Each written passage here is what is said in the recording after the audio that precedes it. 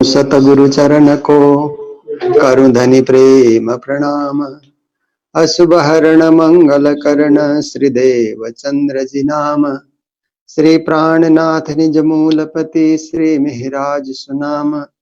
तेज कुंवरी श्यामा युगल को पल पल करूं प्रणाम। मंगल कृष्ण प्रणाम है मंगल धर्म प्रकाश।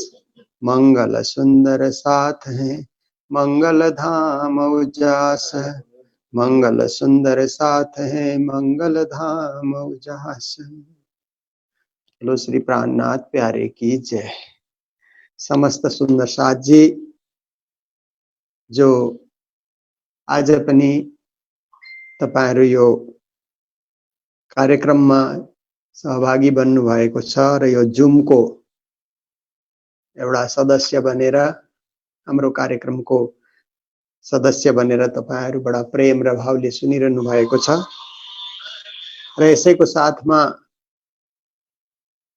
हाम्रो यो ज्ञानका 5 खण्ड जो मैले हिजो तपाईहरु माझ राखेको थिएँ, वाणी, वितक, सेवा पूजा, विराट र चर्चनी, यसै 5 खण्डमा नै आज केही विश्लेषण गर्ने, त्यसलाई विशेष रूपमा तपाईहरु माझ राख्ने मेरो प्रयास रहनेछ।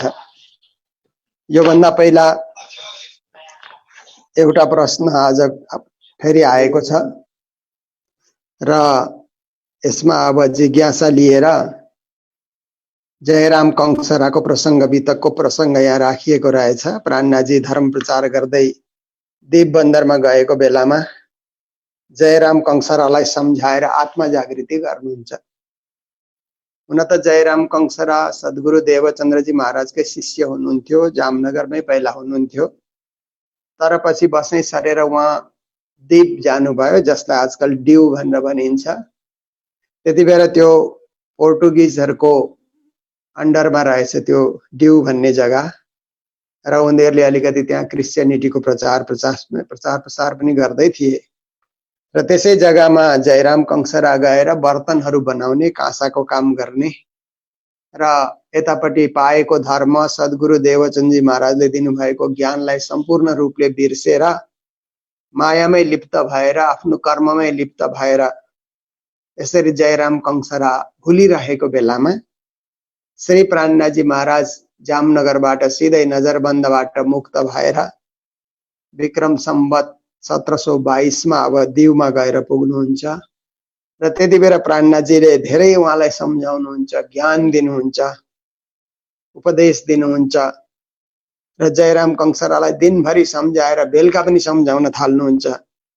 त्यतिबेला यति जयरामला भाइले भन्दछन्, प्राणनाथजी अब सुत्नुहोस् न, यो पलङ तपाईलाई तयार गरिएको हो, तपाई विश्राम गर्नुहोस्, आराम गर्नुहोस् भन्दा त्यतिबेला प्राणनाथजी महाराजले भन्नुहुन्छ, हम न आए पौडने हमारो तो और गरज। म सुत्नको लागि आएको होइन, म त सुतेकालाई पनि जगाउनको लागि आएको हुँ। आत्मा जागृतिको ज्ञानको प्रचार प्रसारमा म हिँडेको हुँ भने अब सुतेर कहाँ हुन्छ र भनेर उहाँले रात रात पनि जागेर परिवारका सदस्यलाई पनि जगाउनुहुन्छ, उनलाई पनि फेरि आत्मा जागृति गराउनुहुन्छ र त्यतिबेलै प्राणनाथजीले भन्नुभएको चौपाई आज श्याम कृष्ण शर्माजीको माध्यमबाट यो प्रश्न यहाँ आएको छ र म तपाईहरु माझ राख्दैछु। कबलों कासा कुटेगा, कबलों हथौड़ा हेरन, कबलों घर में बैठेगा, आई सिर पर क्यामत रोशन, यह मुर्दार 14 तबक, सो अब होता है नाश, कछु शर्म न आई हक की, तुम कहावत गिरो खास। र यस्तै प्रकारले 1 देखि 7 चौपाईसम्म यहाँ लेखिएको छ र यसैको विश्लेषण गरिदिनु भन्ने खालको यहाँ प्रश्न रहेछ। र अब प्राणनाथजीले ती जयरामलाई सम्झाउँदै सम्झाउँदै भन्नुहुन्छ, हे जयराम, कहिलेसम्म तिमी काँसाको बर्तन बनाइरहने, कहिलेसम्म हातमा त्यो हथौडा लिएर तपाईले चाहिँ यो भाँडा बर्तन बनाउने काममा लागिरहने, किनभने एक दिन त मर्ने दिन आउँदैछ नजिकै, संसार छोड्नु छ, क्यामत नजिकै आउँदैछ। यो 14 लोकमा जो पनि जन्म लिन्छ त्यसले एक दिन मरेर जानुपर्छ, उसको शरीरको नाश भएर जान्छ भने आत्मा कता जाने हो, आत्मालाई कता डोर्याउनु पर्ने हो, अलिकति शरम पनि आउनु पर्ने हो। किनभने तपाई त देवचन्दजी महाराजका शिष्य हुनुहुन्छ र यो संसार यो मुर्दातुल्य संसारमा मृतप्राय संसारमा धेरै दिन गुजरान भयो र अरु कति दिन बाँच्ने हो। केही परमधामको शुद्धि पनि लिनुपर्ने हो, परमधामको ज्ञान पनि केही मात्रामा लिनुपर्ने हो। संसारमा कोही अगाउँदैन है। यो संसारलाई चाहिँ जति नै उपभोग गरे तापनि चचोड त ठौर मुर्दार भनेको चाहिँ यो कुकुरले हड्डी चुसे जस्तो मात्रै हो यो संसार भन्ने खालको पनि उदाहरण उहाँले दिनुहुन्छ। धामधनीलाई छोडेर यसरी मायामा नष्ट भएर नजानु पर्ने हो। यी इन्द्रियका स्वादमा सारा संसार लागिरहेको छ। मोहका जीवहरू, संसारका जीव सृष्टिहरू इन्द्रियको स्वादमा लाग्नु ठिकै कुरा हो, तर तिमी त ब्रह्म सृष्टि हो। सद्गुरुले परख गरेर आत्माको पहिचान गरेर तपाईलाई जगाइसकेको हुँदा यसरी बोल्नु उचित छैन। र संसारका जीव र हे जयराम भाइ ब्रह्म सृष्टिमा त फरक हुनु पर्दछ।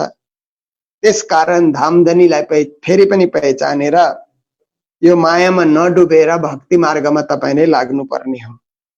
र केही तपाईको आत्मामा अलिकति चर्चा चितवनी परमधामको त्यो झल्किनु पर्ने हो र सुन्दर साथसँग भेटघाट गर्ने र आफ्नो दिललाई प्रकाशित गर्ने, सुन्दर साथमा जागनी गर्ने।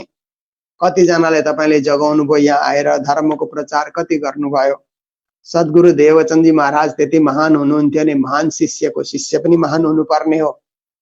किन यस्तो अवस्था भनेर प्राणनाथजीले धेरै उहाँलाई झकझक्याएपछि उहाँले भन्नुहुन्छ अब मबाट व्यवहार छुट्दैछ, छोराहरूलाई सम्पूर्ण कुरा जिम्मा लगाएर अब म सद्गुरुकै भक्तिमा बस्छु भनेर उहाँ जागृत भएर उहाँले पनि एउटा बितक लेख्नुहुन्छ जसलाई करुणा सखीको बितक भनेर हाम्रो समाजमा त्यो प्रसिद्ध छ। तारतमको बितक भनेर उहाँले लेख्नु भएको छ, जामनगरबाट प्रकाशित भएको हो। त्यो बितक जयराम कंसराले सद्गुरु देवचन्दजी महाराजको जीवन उहाँले लेख्नु भएको छ। त्यसमा प्राणनाथजीको अध्याय जोडिएको छैन, पछिको अध्याय जोडिएको छैन। केवल पहिला ब्रजको वर्णन, रासको वर्णन र आएर सद्गुरु देवचन्द्रजी महाराजको प्रचार प्रसार र नौतनपुरी स्थापनाको वर्णन त्यो बितकमा हामीले पाउन सक्छौं। र यी चौपाईबाट के बुझिन्छ त भएर धर्म क्षेत्रमा पनि लाग्नु पर्छ। कर्म र धर्मलाई चाहिँ हामीले गाडीको दुईटा चक्का जस्तो समान गतिले अगाडि बढाउन सक्नुपर्छ।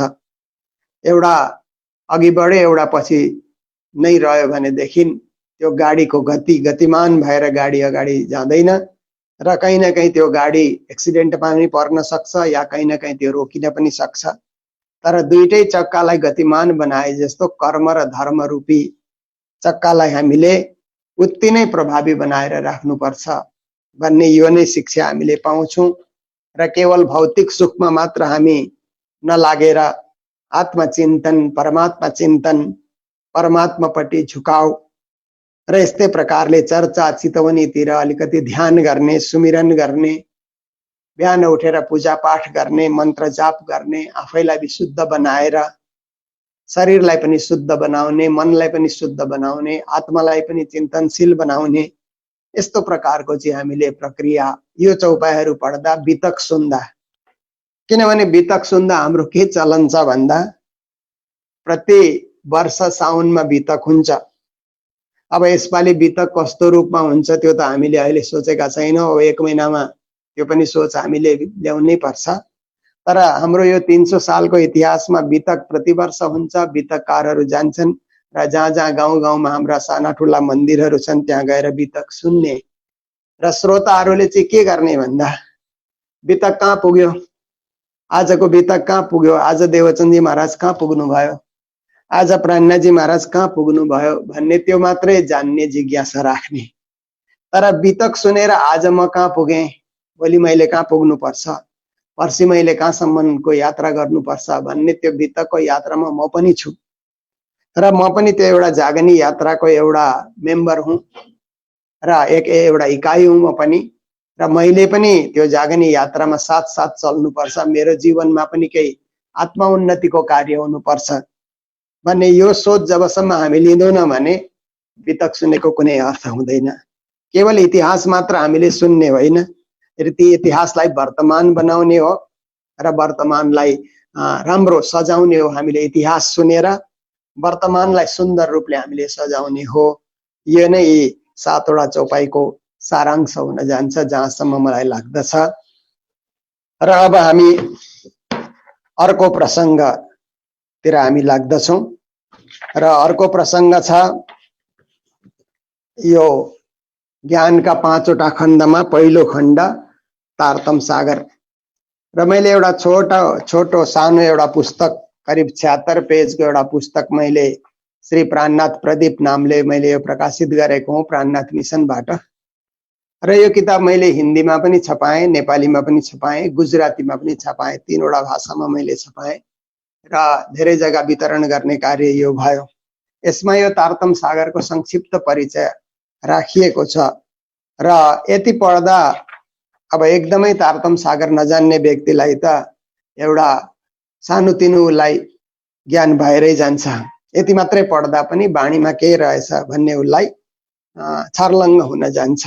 र यस्तो किसिमको चाहिँ अलिकति प्राणनाथजीको जीवनी यहाँ लेखिएको छ, छोटो जीवनी, किनभने बाणीकर्ता बाणीका प्रणेता कस्ता हुनुहुन्थ्यो, कुन परिस्थितिमा उहाँले बाणीको सिर्जना गर्नुभयो भन्ने खालको चाहिँ छोटो जीवनी यहाँ प्रारम्भमा मैले उल्लेख गरेको छु। र हाम्रो जुन वाणी ग्रन्थ छ यसको नाम चाहिँ यसरी अब तारतम सागर भनिन्छ, तारतम बाणी पनि भनिन्छ र श्रीमुख बाणी पनि भनिन्छ। यस्ता धेरैवटा नामले सम्बोधन गरिन्छ। मूलतः यो बाणीको नाम चाहिँ तारतम सागर नै हो, किनभने श्री 5 पद्मावतीपुरी धामबाट प्राणनाथजी धाम विक्रम सम्वत 1751 मा धाम जानुभयो। 1752 मा लेखेको स्वरूप साहेब पद्मावतीपुरी धामबाट हुबहु त्यहाँको ट्रस्टले प्रकाशित गर्यो।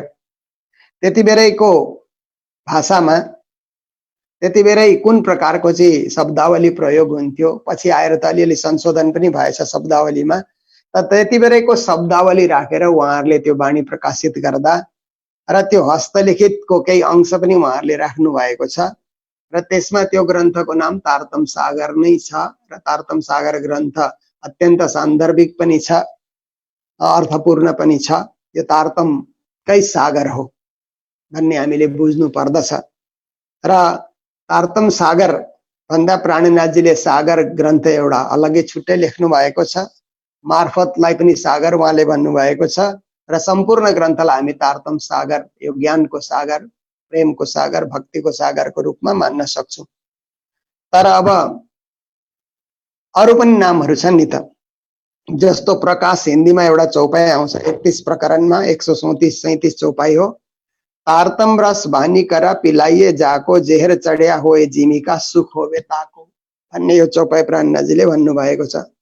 यसमा तारतम बाणी भन्ने चाहिँ यो चौपाईले पुष्टि गर्दछ। त्यसपछि फेरि किरन्तनमा 76 प्रकरणको 25 चौपाईमा उहाँले भन्नुभएको छ, मामती कहे सुनो साथ, देखो बाणी खोल प्राणनाथ, धनी ल्याए धाम से बचन, जिनसे न्यारे न होए चरण। भन्दा देखो बाणी खोल प्राणनाथ भन्दा प्राणनाथ बाणी भन्ने पनि यो बाणी ग्रन्थको नामकरण हुन सक्छ। यस चौपाईबाट हामी यो पनि पुष्टि पाउँदछौँ। त्यसपछि अगाडि गएर प्रकाश हिन्दीकै 37 प्रकरणको 76 चौपाईमा उहाँले भन्नुभएको छ, तब श्रीमुख वचन कहे प्राणनाथ, ढूंढ काढन अपना साथ, माया मिने आए सृष्टि ब्रह्म, सो बुलाउन आए हम। यसमा श्रीमुख वचन भन्दा श्रीमुख बाणी भन्ने पनि यो हाम्रो जुन बाणीलाई हामी सम्बोधन गर्दछौँ त्यो पनि ठिकै हो भन्ने यस चौपाईले पुष्टि गरिरहेको छ। श्रीमुख बाणी भनेर पनि सम्बोधन गर्न सकिन्छ। र अलि पछि गएर फेरि हरिद्वारमा त्यो शास्त्रार्थ हुँदा, धर्मचर्चा हुँदा बीतकको प्रकरण 37 चौपाई नम्बर 81 मा सुख विलास माहे नित्य वृन्दावन, ऋषि महाविष्णु है जोय, वेद हमारो स्वसम है तीर्थ यमुना जोय भनेर प्राणनाथजीले भन्नुभएको छ। र वेद हमारो स्वसम है भन्दा स्वसम वेद भनेर पनि 4 वेददेखि पर रहेको 5मा वेद स्वसम वेद भनेर पनि यो बाणी ग्रन्थलाई हामी मान्न सक्छौँ। र बीतकमा अर्को एउटा चौपाई हामीले भेटाउँछौँ, यो बीतकको 54 प्रकरणको 87 चौपाई हो। दै तुमको मै कुलजम, इनको किया गरक, पढो मेरे कलाम को भागे सारी शक भन्ने चौपाई हो विविध सार दर्शन भन्ने प्रकरण आउँदछ वितकमा, लालदासीको वितकमा। त्यहाँ यो चौपाई हामीले भेटाउँछौं। यो चौपाईले कुलजम भन्ने नाम पनि दिँदैछ। दही तुमको मै कुलजम भन्दा मैले तिमीलाई कुलजम दिएको छु भन्दा कुलजम भनेको एउटा नदीको नाम पनि हो। र अब यतापट्टि सागर नाम पनि आइसकेको छ। र कतिजना हाम्रा इल्मीहरूले, विद्वान विदुषीहरूले के भन्छन् भने यो कुलजम नाम कसरी आयो भन्दा त्यति बेरका लिपिकारहरूले कुलजम्मा प्रकरण 524 चौपाई 18758 भनेर उनीहरूले लेख्दा कुलजमा लेख्दाखेरि त्यो नै कुलजम भएर आएको भन्ने पनि कतिजनाको भनाइ छ। र अब विशेष गरेर हामीले तारतम सागर भन्ने यो नामलाई नै मुख्य नामको रूपमा हामीले ग्रहण गर्नुपर्दछ। अरू नामहरू उपनामको रूपमा हामी लिन सक्छौं। र यस ग्रन्थमा अब 14 वटा साना साना ग्रन्थ भनौं या साना साना किताब, प्राणनाजीले पनि किताब भनेर भन्नुभएको छ। र रास, प्रकाश, ऋतु, कलश, सनन्द, किरन्तन, खुलासा, खिलवत, परिक्रमा, सागर, श्रृंगार, सिन्धी, मार्फत, क्यामतनामा, यी 14 वटा ग्रन्थ छन्। र 14 वटा ग्रन्थमा पनि त्यो प्रकाश गुजरातीलाई चाहिँ प्रकाश हिन्दी भनेर प्राणनाजीले अनुवाद गर्नु भएको छ। कलश गुजरातीलाई कलश हिन्दीमा अनुवाद गर्नु भएको छ। र क्यामतनामा चाहिँ छोटा क्यामतनामा र बडा क्यामतनामा भनेर दुईवटा भाग त्यहाँ गरिदिएको हुँदा 14 ग्रन्थ छन्। तर यसै हेर्यो भने 17 पनि देखा पर्दछन्। तर हामीले अब 14 ग्रन्थको रूपमा यसलाई बुझेर ल्याउनु पर्दछ। र यस प्रकारले प्रारम्भको ग्रन्थलाई, सबभन्दा सुरुको ग्रन्थलाई रास भनेर भनिन्छ। अब अलिकति म तपाईहरु माझ राख्न चाहन्छु तारतम बाणीको महत्व के भन्दा तारतम बाणीमा पूर्ण ब्रह्म परमात्माको महिमा लेखिएको छ। यस वाणीको विशेषता के हो भन्दा पूर्ण ब्रह्म परमात्माको व्याख्या गर्नु र तिनै पूर्ण ब्रह्म परमात्मालाई इस्लाम परम्परामा खुदा भनेर भनिन्छ। जस्तो तपाईहरु जान्नुहुन्छ यो अरबीमा अल्लाह भनिदो रहेछ, फारसीमा खुदा भनेर भनिदो रहेछ। र यतापट्टि संस्कृतमा ईश्वर, परमेश्वर, परब्रह्म भन्ने शब्दहरू पाइन्छ। र प्राणनाजीले ब्रह्म भन्ने शब्द पनि पाइन्छ। र प्राणनाजीले सोही खुदा, सोही ब्रह्म भनेर धार्मिक समन्वय इस्लाम परम्पराबाट भनिएको खुदा र हिन्दू परम्पराबाट भनिएको ईश्वर एउटै हुन्, मालिक सबका एउटै हुन् भनेर एउटै पूर्ण ब्रह्म परमात्माको प्रतिपादन गर्नु तारतम बाणीको एउटा विशेषता हो। र यो तारतम बाणीमा महामन्त्र हाम्रो कृष्ण नामबाट सुरु हुन्छ। निज नाम श्री कृष्णजीबाट हाम्रो तारतम बाणी सुरु हुन्छ। र यो निज नाम श्री कृष्णजी भन्दाखेरि कृष्णको तृतीय स्वरूपको व्याख्या राम्ररी हामी यसमा पाउँदछौं। एउटा त कृष्णको के छ भन्दाखेरि त्रिधा लीला, पहिलो उहाँको वैकुण्ठको लीला छ। सारा जगतले कृष्णलाई अब विष्णु भगवानको एउटा अंशको रूपमा या विष्णु भगवानको अवतारको रूपमा मानिरहेको हुन्छ। तर अर्को कृष्णको स्वरूप गौलोक धाममा पनि छ, जो हामीले ब्रह्मवैवर्त पुराणमा, गर्ग संहितामा, माहेश्वर तन्त्रमा हामीले भेटाउँदछौं। र कृष्णको अर्को एउटा स्वरूप चाहिँ गौलोक धाममा रहेछ। र अर्को कृष्णको स्वरूप महामती प्राणनाजी र सद्गुरु देवचन्दजी महाराजले भन्नुहुन्छ परमधाममा पनि छ। कृष्णको तृतीय स्वरूप परमधाममा छ भने परमधामका कृष्णलाई जान्ने, चिन्ने मौका पनि यो तारतम सागरले हामीलाई दिइरहेको हुन्छ। जो जगतमा यो कुरो व्यापक रूपमा आएको छैन, यो कुरोलाई प्राणनाथजीले कृष्णको स्वरूपलाई अत्यन्त व्यापक बनाइदिनु भयो। जो केवल एउटा अंश अवतारको रूपमा या गौलोक धामबाट आएको मात्र रूपमा जुन मानिन्थ्यो, कृष्ण त्यति मात्रै होइन नि। कृष्ण त त्यहाँदेखि पनि माथि छन्। कृष्ण त पूर्ण ब्रह्म परमात्मा हुन् भनेर त्यो सच्चिदानन्द रूपाय जुन छ त्यसको पनि प्राणनाथजीले बडा राम्रो प्रकारले चाहिँ आफ्नो बाणीमा खोलिदिनु भएको छ। र एउटै पूर्ण ब्रह्म परमात्माको उपासना हुनु पर्दछ।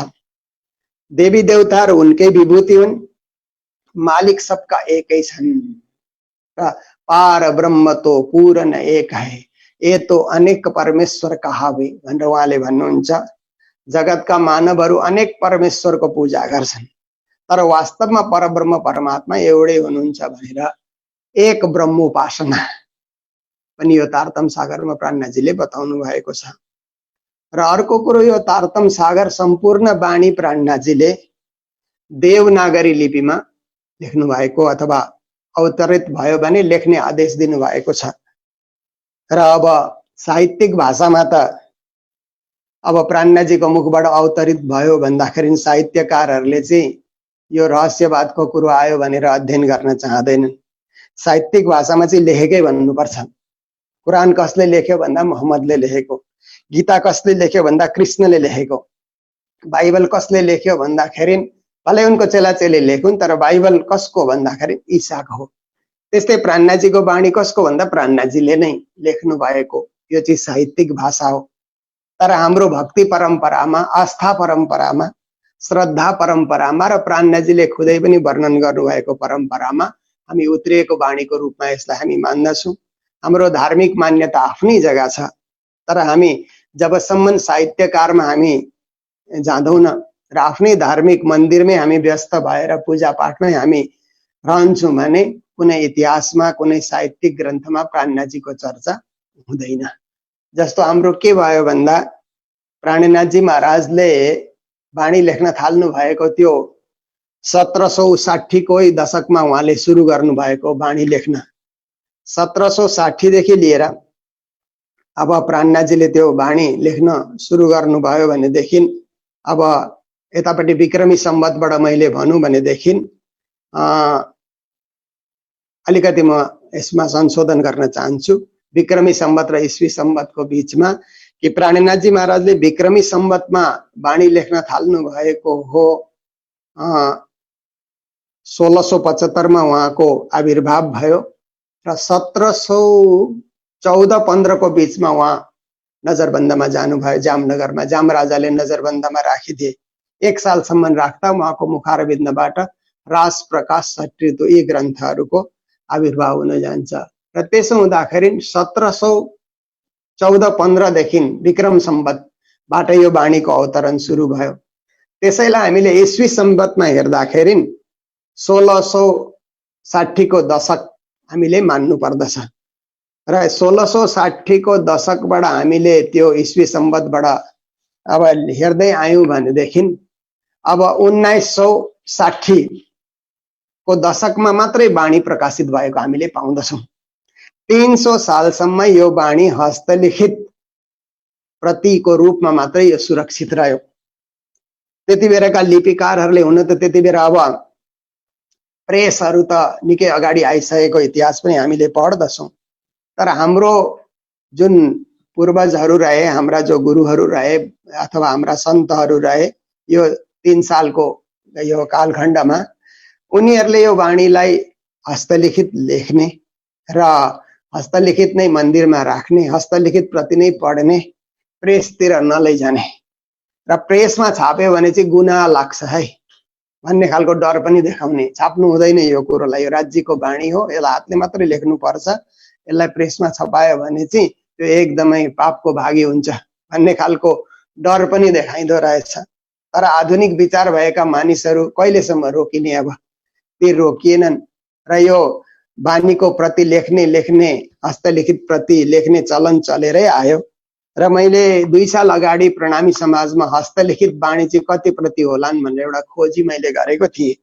र त्यो खोजीमा मैले के पाएँ भन्दा मङ्गलधाममा नै मैले पहिला हेरेँ हस्तलिखित प्रतिहरू कति छन् भन्दा यहाँ लगभग 8 वटा हस्तलिखित वाणीको प्रति मैले भेटाएँ, अलग अलग समयमा लेखिएको। सबभन्दा पुरानो प्राणनाथजी धाम जानुभयो 1751 मा, 1801 मा लेखिएको, प्राणनाथजी भन्दा 50 वर्षपछि लेखिएको पुरानो स्वरूप मैले भेटाएँ। त्यस पछाडि अलग अलग समयमा लेखिएको 8 वटा हस्तलिखित स्वरूप साहेब यहाँ भेटियो। लालदासीको वितक पनि हस्तलिखित गुरुजीले सङ्कलन गर्नुभएको रहेछ।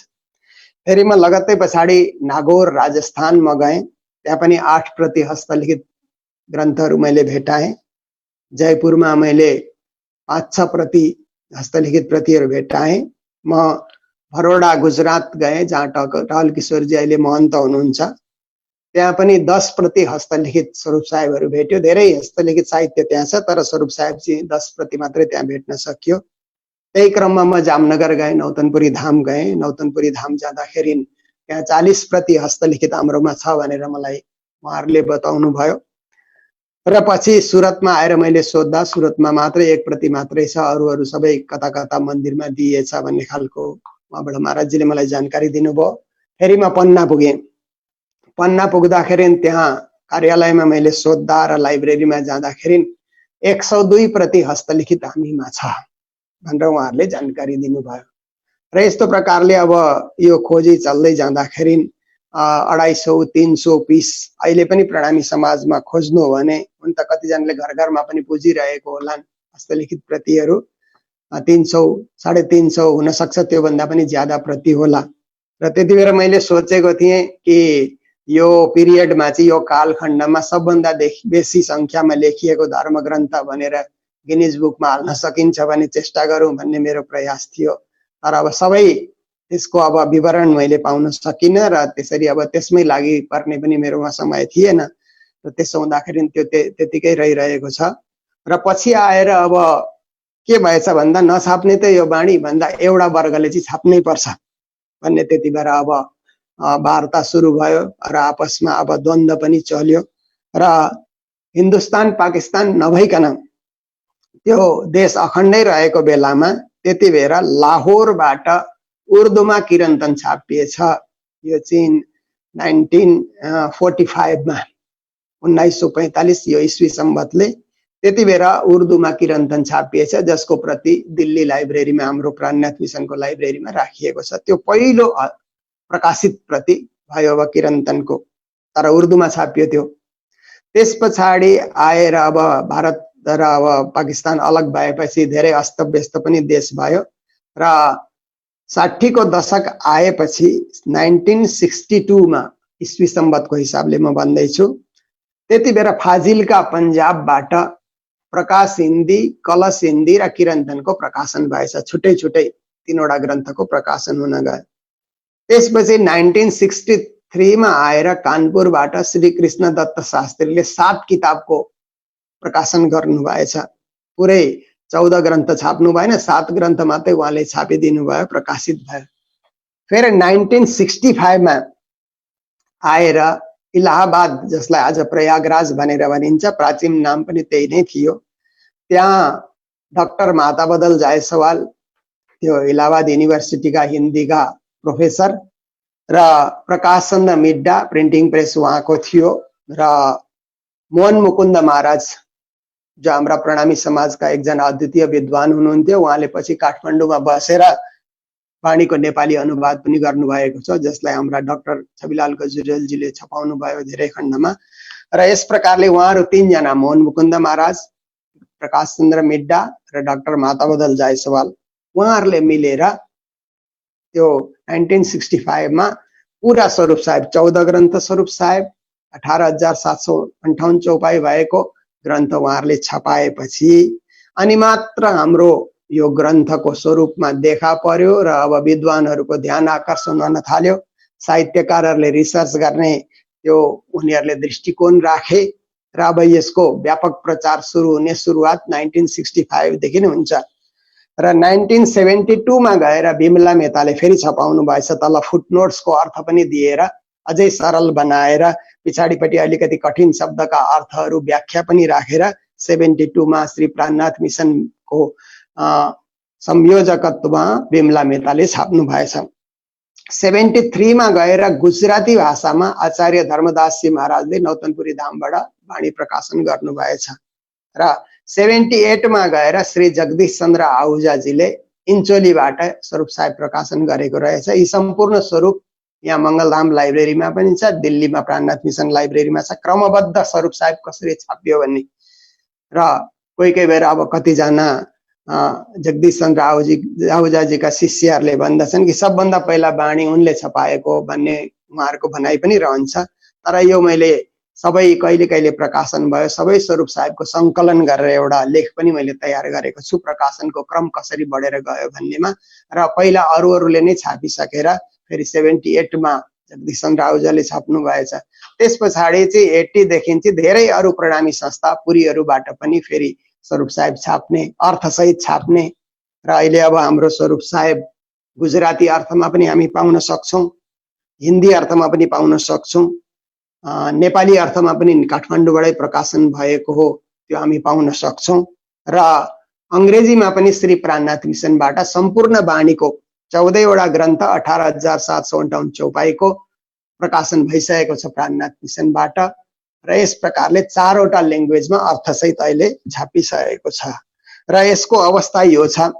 र यसमा मूलभूत सिद्धान्त एक ब्रह्मोपासना हो, अनन्य परा प्रेम लक्षणा भक्तिको यहाँ चर्चा गरिएको छ। र हिन्दी साहित्य जगतमा एउटा देवनागरी प्राणनाथजीले अब गुजरातीको लिपि अर्कै खालको हुन्छ, उर्दूको लिपि अर्कै खालको हुन्छ, सिन्धीको लिपि अर्कै खालको हुन्छ, अरबीको लिपि अर्कै खालको हुन्छ। तर प्राणनाथजीले ती सबै लिपिलाई देवनागरी लिपिमा त्यति बेरैदेखि लेख्ने परम्परा कायम गरिदिनु भएछ। र आज कतिजना साहित्यकारहरू पनि सोच राख्दछन् कि भारतका सम्पूर्ण भाषालाई देवनागरी लिपिमा लेख्नुपर्ने हो भन्ने सोच राख्ने व्यक्तिको लागि प्राणनाथजीले 300 साल अगाडि नै त्यो सोच बनाइसक्नु भएको रहेछ भनेर बडा एउटा उहाँहरूलाई हर्षको विषय पनि बन्न जान्छ। र यो वाणी ग्रन्थ जो तारतम सागर छ, यस तारतम सागरको अब मूलभूत उद्देश्य के हो भन्दा एक त ब्रह्म सृष्टिलाई जगाउने, हम आए हैं इतने काम ब्रह्म सृष्टि लेने घर धाम। यस्तो पनि प्राणनाथजीले चौपाई भन्नुभएको छ कि वाणी अवतरण गर्ने मुख्य कारण चाहिँ परमधामबाट आएका ब्रह्म सृष्टिलाई परमधाम फिर्काउने काम हो। तर अर्को जग्गा उहाँले भन्नुभएको छ, कहती हूँ उम्मत को सुनसी सब जान, मकसुद तिनको होएसी जो लेसी वचन प्रमाण।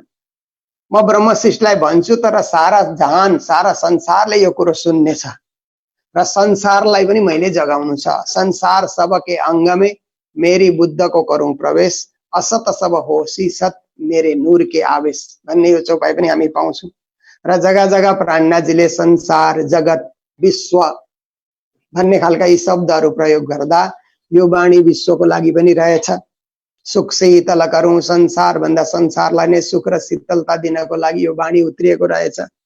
र यो वाणी कस्तो खालको छ भन्दा अब तपाईहरु हेर्नुहोस् कि एकापट्टि हाम्रो हिन्दू दर्शन छ, हेमेटिक सिस्टम अफ फिलोसफी भनेर भनिन्छ, अर्को सामी परम्परामा सेमेटिक सिस्टम अफ फिलोसफी भनेर भनिन्छ।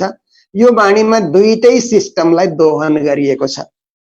यो वैदिक परम्पराका शास्त्र वेद पुराण उपनिषददेखि लिएर भागवतसम्म, गीता भागवतसम्म यो परम्परालाई पनि प्राणनाथजीले राज प्रकाश सठ ऋतु कलश किरन्तनमा दोहन गरेर त्यसलाई दुहेर त्यसको सार त्यहाँ राख्नु भएको छ। अर्कोपट्टि कतै परम्पराको पनि उहाँले त इन्जिल, जम्बुर, तौरेत, कुरान भन्ने यी चारवटा ग्रन्थलाई पनि दोहन गरेर त्यसलाई पनि दुहेर त्यसको सार निकालेर प्राणनाथजीले सनन्दमा, खुलासामा, मार्फत सागरमा, क्यामतनामामा उहाँले सजाउनु भएको छ भने यो विश्व धर्म ग्रन्थ हो भनेर पनि हामी भन्न सक्छौं। किनभने अब विश्वमा कुनै दिन यस खालको जरुरतको तलास गरियो अरे कुनै समयमा कि एउटा यस्तो ग्रन्थ होस् जस ग्रन्थमा सबै ग्रन्थको सार होस् र जस ग्रन्थको पठन पाठनले कसैलाई आपत्ति नहोस्। किनभने केवल गीता भागवत पाठ गर्यो भने इस्लाम परम्पराकालाई आपत्ति हुने, केवल कुरान हदिस या बाइबल पढ्यो भने गीता भागवत पढ्ने हिन्दू परम्पराका व्यक्तिलाई आपत्ति हुने। तर यो ग्रन्थ पढ्दाखेरि त हिन्दूको कुरा पनि यहाँ छ, इस्लामको कुरा पनि छ। क्यामतनामामा, बडा क्यामतनामामा कुरानका कतिवटा बाइबलका ओल्ड टेस्टामेन्टका कति कथाहरू पनि त्यहाँ उल्लेख भएको छन् भने यो किताब निर्विवाद सबै धर्मावलम्बीलाई एउटा सामूहिक प्लेटफर्ममा उत्रेर एउटै ग्रन्थलाई आधार मानेर एउटै उपासना पद्धतिमा हिँड्न हामी खोजौं भन्दा यदि त्यस्तो ग्रन्थ चाहिँ कुन होला त, कसले यो सबै विश्वलाई समेट्ला भन्दा प्राणनाथजीको वाणी मुख्य बनेर त्यति बेला विश्व मानवको अगाडि प्रस्तुत हुन जान्छ। यो यस्तो महान ग्रन्थ हो। हामीले त पेवा सम्झेर यो त हाम्रो प्रणामीको ग्रन्थ हो, कहाँ अरूलाई दिनुहुन्छ र?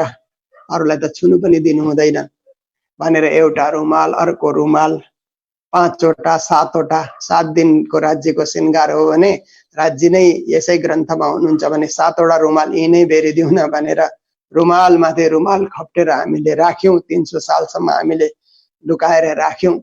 र हिजो हाम्रो सीके श्रेष्ठज्यूले पनि भन्नुभयो कि यो अहिले त संसारमा लकडाउन भएको छ, तर हाम्रो यो धर्मग्रन्थमा त 300 साल लकडाउन भएछ।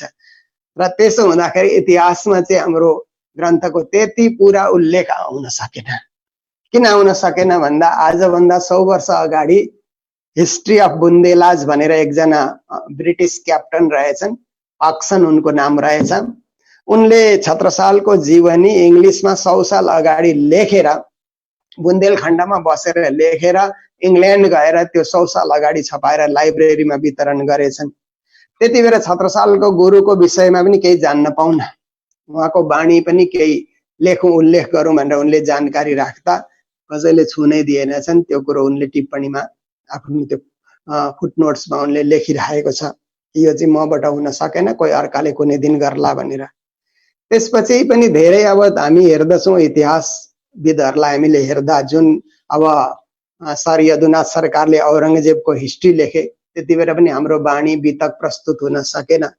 महात्मा गान्धीले ईश्वर अल्लाह तेरा नाम भनेर भजन गाएर अब देशको स्वतन्त्रताको लागि असहयोग आन्दोलन गरेर हिँडेको बेलामा पनि हामीले वाणी उहाँलाई दिन सक्यौं न। उहाँको आमा पनि प्रणामी हुनुहुँदो रहेछ, त्यो त गान्धीजी गएपछि थाहा भयो। पहिले थाहा भएको भए त्यो पनि एकजना अमेरिकन प्रोफेसरले पत्ता लगाउँदा हामी प्रणामीलाई थाहा हुन गयो।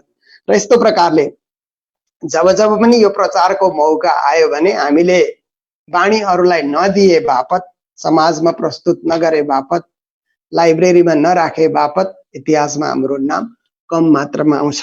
कहीं कहीं आउँछ भने जस्तो रामचन्द्र शुक्ल भन्ने एकजना साहित्यकार भए, बडा नामी साहित्य जगतमा उहाँको सधैँ चर्चा गरिन्छ हिन्दी साहित्यमा। उहाँले हिन्दी साहित्यलाई अलग अलग कालखण्डमा विभाजन गर्नुभएको छ र उहाँले विभाजन गरेको कालखण्डलाई नै अहिलेको सबै साहित्यकारहरूले मान्दछन्। र प्राणनाजी जुन कालखण्डमा हुनुहुन्थ्यो त्यसलाई रीतिकाल भनेर त्यतिबेर लेखिएको छ। मध्यकालमा पनि रीतिकाल भनेर त्यतिबेर लेखिएको छ। उहाँले प्राणनाजीको विषयमा खोजी गर्दा भेटाउनु भएन छ र अलिकति नाम मात्रै लेखेर सानो प्याराग्राफमा उहाँले लेख्नु भएको छ कि प्राणनाजी चाहिँ सबै धर्मलाई चाहिँ मान्यता दिएर हिँड्नुहुन्थ्यो र उहाँले दुईटा सम्प्रदाय स्थापना गर्नुभयो, एउटा धामी सम्प्रदाय, एउटा प्रणामी सम्प्रदाय भन्ने। त्यस्तोले त्यत्रो ठुलो विद्वान अब हामीले अब सन्दर्भ ग्रन्थ दिन नसकेको बापत उहाँले अब जति बुझ्नुभयो त्यति नै लेखिदिनु भयो, त्यो बसि नै रह्यो। त्यस्तो प्राणनाजीले अब दुईटा सम्प्रदाय खोलेको होइन। अर्का एकजना विद्वान लेखेको छन् प्राणनाजीका 2 जना पत्नी थिए, एउटाको नाम महामती थियो, एउटाको नाम इन्द्रावती थियो र जति उनले कविता लेखेको चाहिँ आफ्नै पत्नीको नाममा लेखेको भन्ने पनि लेखेको छन्। किन उनलाई पर्याप्त सामग्री दिन नसक्दा या महामती उनकै नाम हो, इन्द्रावती उनकै आत्माङ्गनाको नाम हो भन्ने कुरो जनाउन नसक्दा यस्तो उल्लेख भयो। अर्का एकजना डाक्टर बडथवाल भन्नेले लेखेको छन् प्राणनाजी बहुत बड़े घुमक्कड़ थे और उनकी भाषा बड़ी उबड़ खाबड़ थी भनेर त्यति नै सकिदिए उनले। अब अरू उबड़ खाबड़ भाषामा चाहिँ के लेखिएको छ, तत्त्वज्ञान के छ भन्ने उनको सामु पुस्तक नै पुग्न पाएन।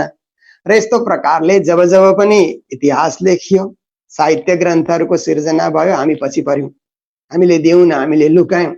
जबकि प्राणनाजीले त औरंगजेबलाई पनि लेखी लेखी पठाउनु भयो, सनन्द लेखेर अब लल्लासीलाई पठाउनु भयो, अरू शेख बदललाई पठाउनु भयो भने यो वाणीमा परमधामको चर्चा पनि छ, जो परमधामका ब्रह्म सृष्टिहरूको लागि हो।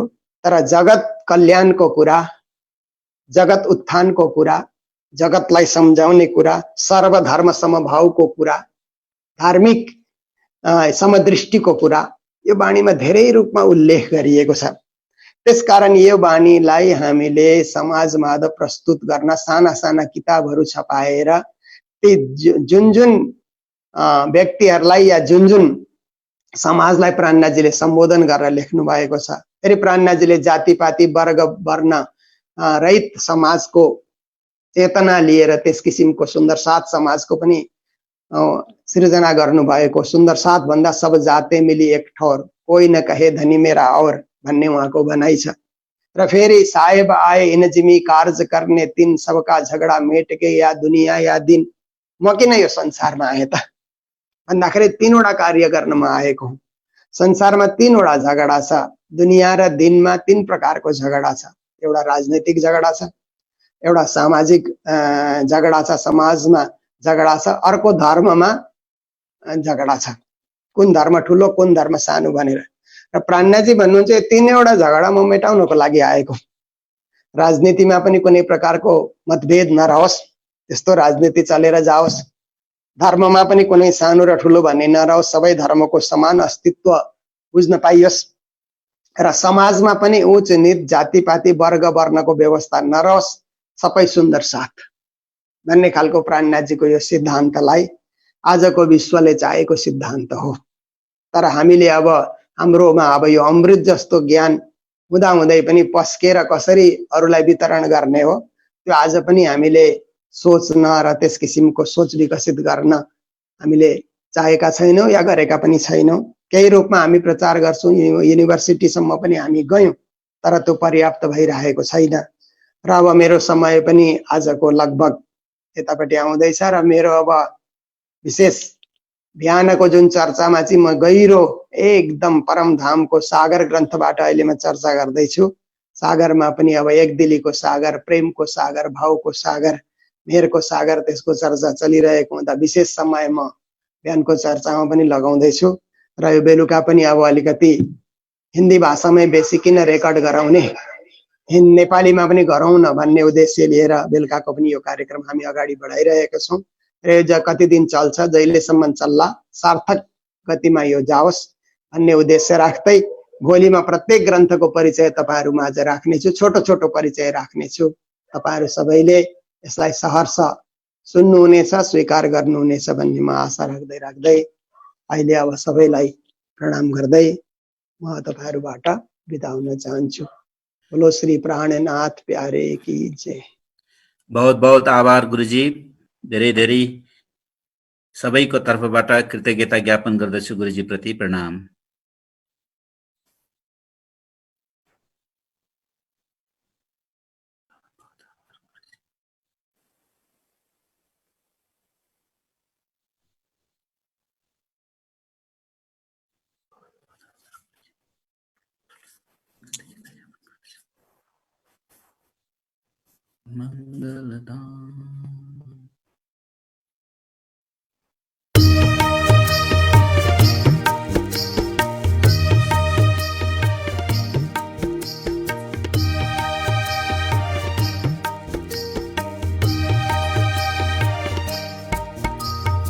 प्रणाम सिके सर।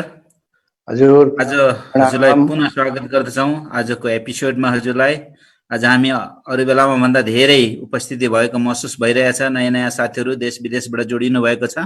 हजुरलाई पुनः स्वागत गर्दै प्रणाम गर्दछु। प्रणाम हजुर, प्रणाम। मंगल गुरुवर, शुभ चिंतन मंगल, मंगल हृदय आकाश, मंगल धरती दिग दिगंतर मंगल, मंगल आत्मा प्रकाश, मंगल आत्मा प्रकाश। लकडाउनलाई उपयोग गरेर एउटा साह्रै राम्रो काममा बसिरहनु भएका सबै सुन्दर साथ धर्मप्रेमी महानुभाव सबैलाई म 6औं दिनको यो 6th एपिसोडमा स्वागत जनाउँछु। र अब यो प्रेजेन्टेसन जो आधा घण्टाको हुन्छ मेरो, त्यो म प्रस्तुत गर्न गइरहेको छु। शीर्षक relevance of Shri Krishna Pranami Dharma now and future. Shri Krishna Pranami धर्मको सान्दर्भिकता वर्तमान अनि भविष्य। पूर्व वक्ता गुरुजी मोहन प्रियाचार्यज्यूको वाणी वक्तव्य म सुनिरहेको थिएँ र त्यो सुन्दा सुन्दै एउटा नयाँ कुरो त्यहाँ पनि मैले आज बुझ्न पाएँ। यो लकडाउनले चाहिँ हामीलाई जहिले पनि फेभरै गरिरहेको रहेछ। अरूलाई के कसो गर्यो थाहा छैन। अब यो लकडाउनको न्युमा यति एउटा राम्रो बृहत काम भइरहेको छ हाम्रो। अनि इतिहासमा पनि हाम्रो त यो धर्म ग्रन्थ नै लकडाउन पिरियडमै पो लेखिएको रहेछ। अहिले मैले बुझेँ महामती प्राणनाथ नजरबन्द नहुनु भएको भए सायद यो ग्रन्थ कति बेला लेखिन्थ्यो, कहाँनिर लेखिन्थ्यो त्यो हामी जान्दैनौँ, तर लकडाउन पिरियडमा उहाँले बसेर यो हाम्रो मूल जुन चाहिँ आधार छ ग्रन्थ, हाम्रो दर्शन अनि हाम्रो सिद्धान्तको जुन आधार छ त्यो लकडाउन पिरियडमै लेखिएको रचिएको ग्रन्थ रहेछ।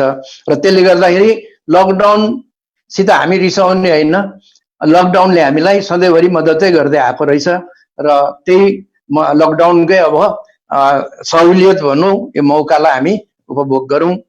र 6औं दिनको कार्यक्रम एक दुईजनाको जिज्ञासा आयो। जिज्ञासा चाहिँ प्राय बाहिरबाट मलाई त्यो मेसेजमा आउँदैछ, चिनाजानाहरूले नै हो। अनि त्यो एउटा त राम्रै छ, उहाँले भन्नुभएको छ, उहाँले मात्र होइन 2-4 जनाको छ यो कुरा। हामी सुन्दैछौँ 5 दिनसम्म तपाईँको हामी लगातार सुन्यौँ। तपाईँको त 5 दिनसम्म समस्या मात्रै आउँदैछ, यो भएन त्यो भएन, यस्तो उस्तो यस्तो नहुनु पर्ने र समस्याकै कुरा भयो 5 दिन। त जायज छन् सबै कुरा, हामीले मान्यौँ, राम्रो लाग्यो, सबै ठिकै छ। त समाधान चाहिँ के छ त, यसो सल्युसन के छ त्यो चाहिँ भन्नुहुन्न भनेर त्यो किसिमको जिज्ञासा आयो। र मैले उहाँहरूलाई अनि अरूको मनमा पनि यो जिज्ञासा छ भनेदेखि सबैको लागि चाहिँ यहीँबाट मैले म भन्दैछु सल्युसनको कुरा आउँछ, त्यो नआउने होइन, तर अलिकति लेटर स्टेजमा। किनभने अहिले हामीले सबभन्दा पहिला त हाम्रो रोग क्या हो त्यसलाई डायग्नाइज पहिला गरौँ। डायग्नाइज प्रपरली भएर जब निर्क्योल गर्छौँ हामी, यस दिस इज द डिजिज, यो चाहिँ हो हाम्रो रोग भनेपछि अनि समाधानका उपायहरू फेरि त्यो पछाडि हामी बात गरौँला। अहिले त हामी सिम्पटम्सहरू नै जाँच गर्दैछौँ र रोगलाई डायग्नाइज गर्ने प्रोसेसमै छौँ। र त्यो भइसकेपछि हामी त्यहाँदेखि संस्थाको कुरा, सङ्गठनको कुरा, अनि संस्था सङ्गठनमा काम गर्ने कर्मीहरूको कुरा, उनीहरूको आचरण व्यवहारको कुरा, अनि उनीहरूको ड्युटिज र अब्लिगेसनका कुराहरू, त्यो चाहिँ हामी लेटर स्टेजमा बात गर्छौँ। अहिले चाहिँ हामी जुन कुरोको सिलसिला चलिरहेछ 2-4 दिन त्यसैमा बस्नेछौँ। हिजो गरेको सानो रिक्याप दिएर म थाल्नु भन्छु। म सधैँ यो रिक्याप गर्दैछु अनि कारण पनि मैले बताएँ, ह्यामरिङ गर्नु दरकार छ र रिपिट हुन्छ भनेदेखि पनि त्यो अलिकति मजबुतीसँग पकड होस् भनेर नै त्यही कारणले रिपिट गरिएको हो। र हिजो हामीले यो विज्ञानको जुन चाहिँ इन्फ्लुएन्स छ, प्रभाव छ समाजमा, व्यक्ति व्यक्तिको जीवनमा, मानव जातिमाथि विज्ञानको जुन प्रभाव छ त्यो प्रभावले गर्दा सबै चिज रिप्लेस गर्दै लाँदैछ विज्ञानले। कति चिजहरू त मान्छेले गर्ने काम पनि अब रोबोटले गर्न थालिसक्यो। त यसो हुँदा हुँदै त एक दिन त यो विज्ञानले त भगवानसम्मै पुगेर भगवानै रिप्लेस गर्ला, अनि त्यसो हो भने त धर्म कहाँ जान्छ, धर्म पनि त रिप्लेस होला भन्नेमा हामीले बात गऱ्यौँ। हामीले भन्यौँ, मैले अलिक लाइटर भेनमा भने पनि भगवान चाहिँ जाँतो होइन, इलेक्ट्रिक बिजुली बत्ती आयो भन्दैमा र बिजुलीको घट्टा चल्यो भन्दैमा जाँतो रिप्लेस हुन्छ भनेको जस्तो यति सजिलो कुरो होइन। यो त्यसरी रिप्लेस हुने चिज होइन। यो गाडीको ब्रेक लाइनिङ जस्तो घिसिएपछि रिप्लेस हुन्छ भन्ने यस्तो होइन, त्यसरी हामी नबुझौँ भनेर हामीले बात गऱ्यौँ हामीले हिजो। अनि हामीले त्यसपछि भन्यौँ विज्ञानले जति नै गरे भने पनि त्यसको लिमिटेसन्सहरू छ, त्यसको एउटा सीमाबद्धता छ, यी कुराहरू हामीले बुझौँ भनेर। अनि तर हामी विज्ञानसँग विज्ञानलाई दुश्मन ठान्ने होइन, हामीले विज्ञानलाई मित्र नै ठान्ने हो, तर आफ्नो आफ्नो सीमामा बसेर काम गर्नुपर्छ अनि मिलेर काम गर्नुपर्छ कति ठाउँ भन्ने कुराहरू हिजो हामीले गऱ्यौँ। अनि विज्ञानको सीमाबद्धता कुरा गर्दाखेरि हामीले छोटकरीमा विज्ञानले सत्यको निर्माण गर्न सक्दैन, विज्ञानले चेतनको निर्माण गर्न सक्दैन, अनि विज्ञानले आनन्द जुन चाहिँ इटर्नल ब्लिसको कुरा गर्छौँ, जुन सदाकालिक एउटा आनन्द छ, त्यसको पनि निर्माण विज्ञानले गर्न सक्दैन। विज्ञानले लाई डिटेक्टर मेसिनहरू बनाउन सक्छ, झुट पक्रिने मेसिनहरू, विज्ञानले चेत खुलाउन नसके पनि अचेत बनाउन चाहिँ सक्छ, क्लोरोफर्महरू के सुँगाएर मान्छेलाई, हैन, त्यो सक्छ। अनि विज्ञानले टेम्पोररी ह्याप्पिनेस, क्षणिक खुसीहरू, खुद्रा खाद्री खुसीहरू चाहिँ दिन सक्छ, तर जुन इटर्नल ब्लिस, जुन सदाकालिक एउटा आनन्द हामी कुरा गर्छौं त्यो दिन सक्दैन भनेर यसरी भन्यौं। अनि त्यहाँ एकजनाको कमेन्ट आएको थियो मलाई र धन्यवाद छ उहाँलाई। उहाँले त्यो मैले मेरो प्रेजेन्टेसनको दौरमा मैले यो कुरा गर्दै गर्दा डिजिटलले जति नै इम्प्रुभ गरे पनि, डिजिटलले जति पराकाष्ठमै पुगे पनि रोटी चाहिँ गुगलबाट डाउनलोड हुनु सक्दैन भनेर भनेको कुरा चाहिँ खुब मन पर्यो अरे र थ्यांक यू भेरी मच। तर यो पनि यहाँबाट भनिराखौं, यो मेरो मौलिक भनाइ चाहिँ होइन, यो मैले कहीँबाट उठाएको हो अघि, र पनि यहाँ काम लाग्दो चिज डिजिटल र रोटी।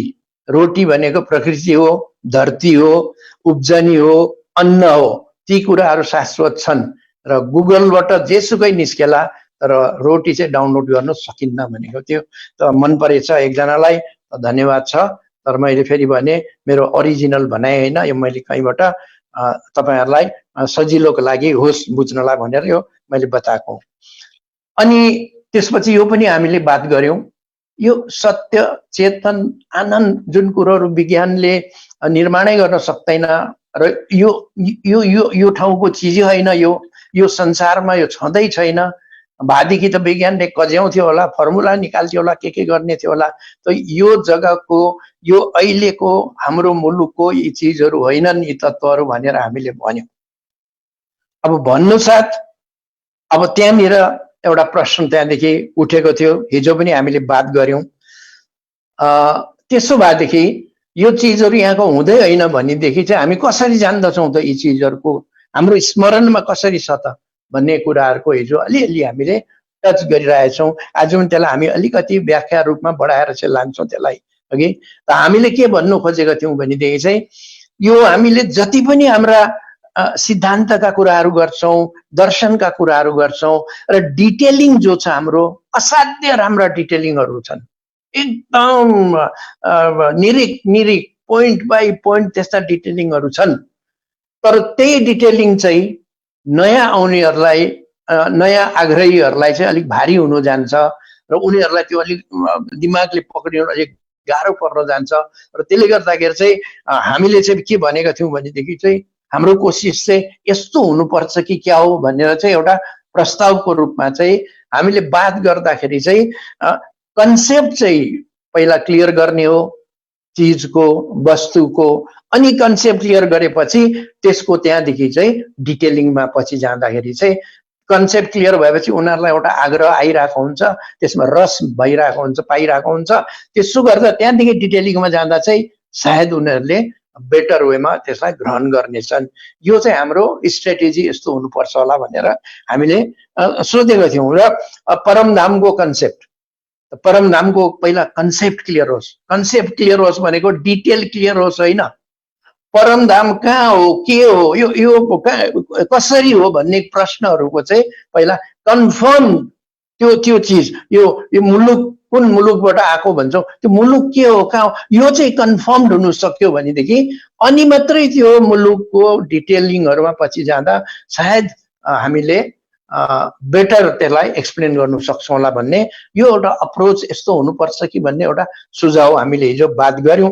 अनि त्यहीसँग सम्बन्धित एउटा जिज्ञासा आएको थियो। तपाईको यो 2 दिनको प्रेजेन्टेसनमा चाहिँ विज्ञानको साह्रै विरोध भयो र विज्ञानलाई त तपाईले बिल्कुल एकदम पेल्नु भयो भनेको जस्तो त्यस्तो जिज्ञासा आयो। त यो म अति आदरपूर्वक भन्न चाहन्छु, हामी विज्ञानको विरोधी चाहिँ पटक्कै होइनौं। हामीले विज्ञानको विरोध गरेको होइन, हामीले विज्ञानको सीमाबद्धता देखाएको, त्यो बोध होस् सबैलाई। विज्ञान एकदमै ठुलो चिज हो आधुनिक युगमा, तर सबै चिज चाहिँ होइन। विज्ञानदेखि परतिर अरू चिजहरू पनि छन् जो त्यत्तिकै महत्त्वपूर्ण छन् भन्न खोजेको मात्रै हो।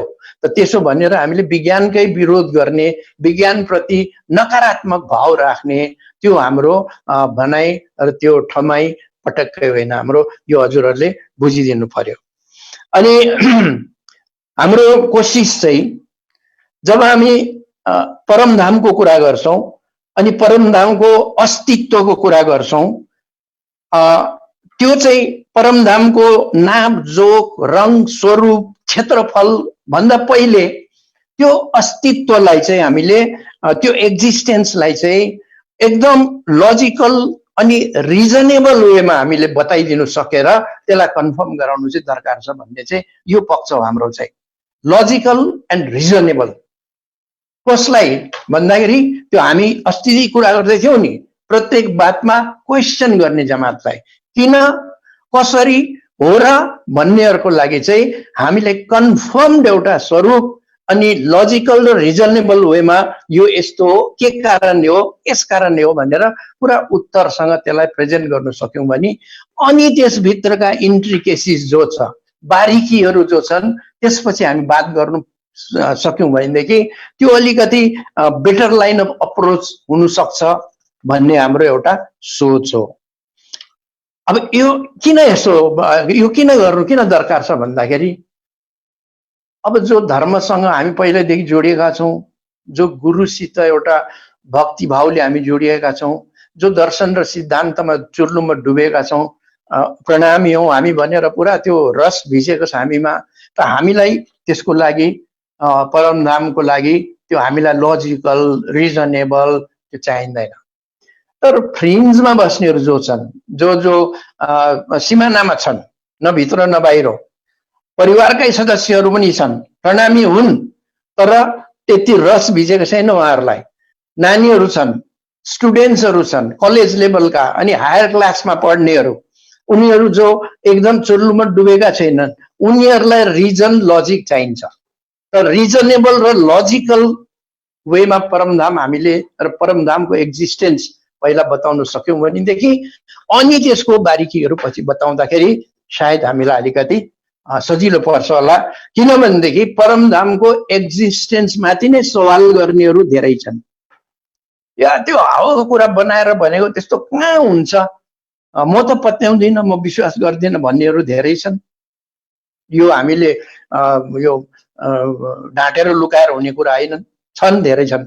मोडर्न झन् मोडर्न अहिलेका आधुनिक युगका नानीहरू त झन् यो के हो यस्तो भाषण कसले पत्याउँछ भन्नेहरू धेरै छन्। अब परमधाम त छोडिदिनुहोस् न, भगवान नै विश्वास गर्दिन भन्नेहरू पनि भेट्छौँ हामी त। यो भगवान भन्ने चाहिँ नि मान्छेले डरले बनाएको त भन्छन्।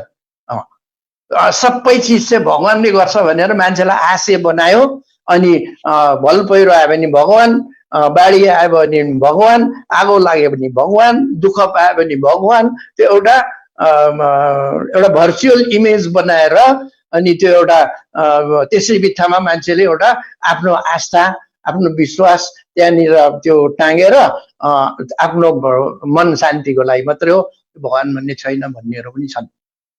यो तपाईहरुलाई पनि थाहा भएको कुरा हो, हामीलाई पनि थाहा भएको कुरा हो।